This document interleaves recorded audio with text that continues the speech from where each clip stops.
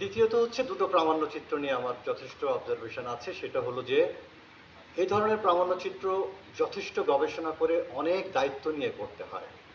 প্রথম প্রামাণ্যচিত্রে যেটা আমার মনে হয়েছে, যেটা বাংলাদেশের হরহামেশাই ঘটে, কপিরাইটের কোনো ইস্যু নাই এবং রঘু রায়ের ছবি থেকে শুরু করে অসংখ্য ছবিকে ওখানে যুক্ত করা হয়েছে। এখন কি হবে? এটা তো একটা দলিল। একসময় বিভিন্ন রকম সন্দেহ তৈরি হবে, এই ছবিগুলো কি আসলে কি নায়বুদ্দিন সাহেবের না কার, বা এক সময় এইটাই যদি একমাত্র দলিল হয় তখন মনে হবে এই ছবিগুলো মনে হয় নায়বুদ্দিন সাহেবের ছবি। কিন্তু আসলে তো তা নয়। এখানে আমরা অন্যান্য আলোকচিত্রের অনেক ছবি দেখেছি এবং যে ছবিগুলোর গুণগত মান, scanning quality, resolution is very low, এগুলো ছবিকে রিপ্রেজেন্ট করে না, ছবিকে বুঝতে দেয় না। এটা আমার একটা অবজারভেশন। তুলনামূলকভাবে দ্বিতীয় ছবিটি তার চেয়ে ভালো, কিন্তু দুটো বিষয়। তিনটা ইন্টারভিউ ছিল, দুটো ইন্টারভিউ ব্যবহার করা হয়েছে সোশ্যাল মিডিয়া থেকে নেওয়া হয়েছে। ভালো কথা, যদি ওই ব্যক্তিগুলোর ইন্টারভিউ প্রয়োজনই থাকে তাহলে কেন সরাসরি তাদের ইন্টারভিউ নেওয়া হবে না? দুর্ভাগ্যবশত একটি ইন্টারভিউ আমার বাবা মার দেওয়ার আকিকার নাম টাম সব পদবি সবই ভুল। তার চেয়ে ভয়ঙ্কর হচ্ছে দ্বিতীয় সাক্ষাৎকারটির ব্যক্তিটি কে, তার নাম পরিচয় কিছুই নাই। তাহলে উনি কে, কেন বলবেন? ওনার পরিচয়টা কোথায়? উনি কি জন্য এই ইন্টারভিউটা দিলেন? এটা অমার্জনীয়। একজন ব্যক্তিকে আপনি ইন্টারভিউতে আনবেন, তার কোনো পরিচয় থাকবে না, এটা আমি বিশ্বাস করতে খুব কষ্ট হয়। যাক, আমি প্রথমে বাংলাদেশের চলচ্চিত্রের আজকে এই পর্যায়ে আসার জন্য আমি কারো সুনির্দিষ্টভাবে নাম বলবো না, নাম বলতে গেলে অনেক নাম বাদ পড়তে পারে। সকলের প্রতি শ্রদ্ধা জানাই এবং সকলের প্রতি আমার সম্মান জানাই যে বাংলাদেশের আলোকচিত্র আজকে যে অবস্থানে এসেছে, যেটা মামুন ভাই বলেছে, সর্বাধিক পরিমাণ আন্তর্জাতিক পুরস্কার অর্জন করেছি আমরা, বাংলাদেশের অনেক খ্যাতি অর্জন করেছি আমরা, সবার একটি সম্মিলিত প্রয়াসে আমরা এখানে এসেছি। আমার আলোচনার মূল আজকে যে আমার শিক্ষক আলোকচিত্রাচার্য মঞ্জুর আলম বেগ সম্বন্ধে আমি যদি বলতে চাই, আমি ওনার ব্যাপারে খুব পক্ষপাতদুষ্ট। আমাকে অনেকে দায় দিতে পারেন, কিন্তু আমার তাতে কিছু আসে যায় না যে কেন উনি বিশেষ আমার কাছে।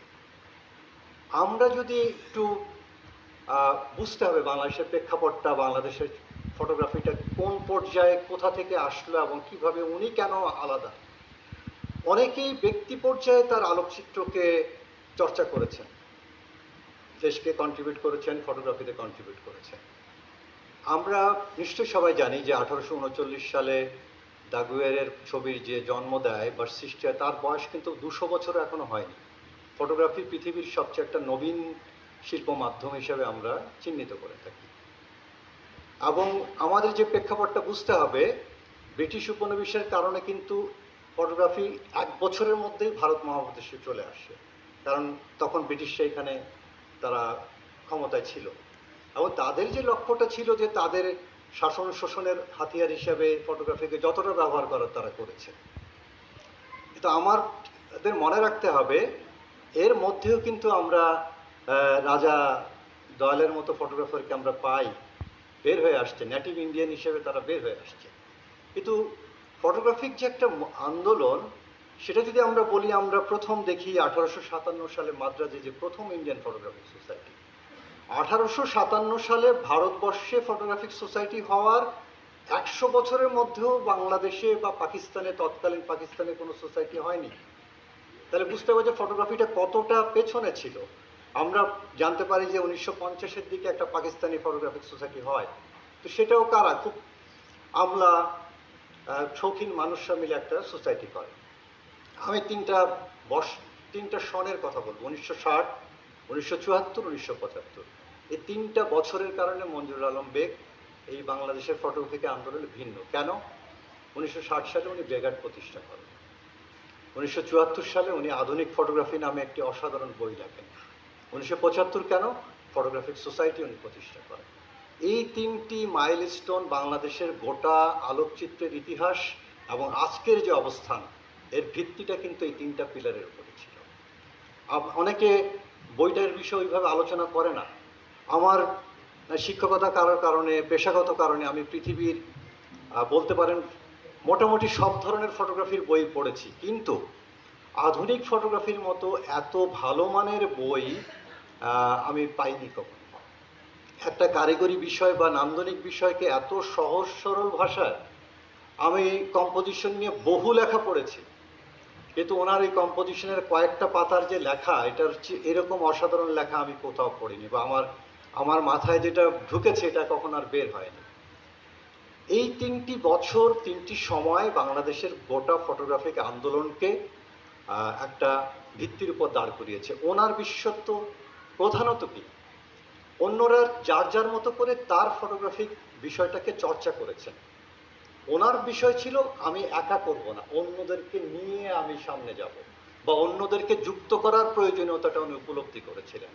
সেই কারণে উনি কি করেছিলেন, প্রথমে করেছিলেন একটি ইনস্টিটিউট, সকল শ্রেণীর যারা একেবারে পেশা হিসাবে নিতে চায় তাদের জন্য প্রশিক্ষণ, যারা শিল্প মাধ্যম হিসেবে চর্চা করতে চায় তাদের জন্য প্রশিক্ষণ, যেটা সারা বিশ্বে ফটোগ্রাফিক ইনস্টিটিউটের পরিকল্পনার অংশই থাকে এটা। দুই, উনি কি করলেন, খুব সহজ সরল ভাষা একটা বই লিখলেন, যারা কোনো কারণে ওনার ইনস্টিটিউটে আসতে পারেনি তারা যেন পড়ে বুঝতে পারে। এবং আমি তার প্রথম বইয়ের ছাত্র, যেটা আমাকে তাগিদ দিয়েছিল ওনার সামনে নিয়ে যেতে। বইটা পড়ার পরে আমি 4-5 বছরের মধ্যে 1980 সালে ওনাকে খুঁজে ওনার সামনে, আমি তখন ছাত্র, আমি ওনার সামনে যে হাজির হলাম, এই বইয়ের লেখক কে তাকে আমার দেখতে হবে, তার সাথে আমার কথা বলতে হবে। বইটাই কিন্তু আমাকে সংযুক্ত করেছে ফটোগ্রাফির সাথে, এরকম অসংখ্য মানুষকে সংযুক্ত করেছে ফটোগ্রাফির সাথে। তারপরে উনি যেটা সর্বশেষ যে কাজটি করলেন, যে বাংলাদেশ ফটোগ্রাফিক সোসাইটি উনি প্রতিষ্ঠিত করলেন। আমি খুব দীর্ঘায়িত করব না, আমি 3টি জিনিস সুনির্দিষ্টভাবে আমি জানি, এই কথাগুলো হয়তো লিপিবদ্ধ হবে। আমি যেটা মনে করি মঞ্জুর আলম বেগ সাহেব সহ সকলের ব্যাপারে যে 3টা বিষয় আমার সুনির্দিষ্ট প্রস্তাবনা আছে যেটা হওয়া উচিত। এক হচ্ছে, যেটা এদেশে খুব কম হয়, প্রচুর গবেষণা করা দরকার। গবেষণাগুলো করে আমরা কি করব, গবেষণা করে প্রকাশনা করতে হবে। যেমন তার চেয়ে গুরুত্বপূর্ণ, যেটা অনেকে বিক্ষিপ্তভাবে আলোচনা করছে, বাংলাদেশে যদি চলচ্চিত্রগুলোকে আর্কাইভ করার জন্য একটা ইনস্টিটিউট হতে পারে, তাহলে ফটোগ্রাফি বা শিল্প মাধ্যমগুলোর জন্য কেন একটা আর্কাইভ হবে না, কেন সুরক্ষিত রাখা হবে না? আমরা যদি পরিষ্কারভাবে বলি, দুর্ভাগ্যবশত কথাটা খুব মানে আপত্তিকর মনে হতে পারে, অনেক ফটোগ্রাফারই পরবর্তী প্রজন্ম ফটোগ্রাফি সংরক্ষণ করতে আগ্রহী না, বা নাই, তাদের পরবর্তী বংশধর নাই, বা তারা আগ্রহী না। যার একেবারে সুনির্দিষ্ট উদাহরণ যদি দেয়, রশিদ তালুকদার সাহেবের ছবিগুলো এখন কোথায়? তার পরিবারের হাতেও নেই। যদিও হাইকোর্টের একটা রায় আছে যে মুক্তিযুদ্ধের সকল সম্পদ ছবির মালিক হবে রাষ্ট্র। আমি পরবর্তী বিষয়টা জানি না সুপ্রিম কোর্টে কোনো এটা চূড়ান্ত হয়েছে কিনা। তাহলে রশিদ তালুকদারের ছবি যদি কথার কথা রাষ্ট্রের সম্পদ হয়ে থাকে, কে সংরক্ষণ করবে, কোথায় সংরক্ষিত হবে, তার কিন্তু কোনো নির্দেশনা নাই।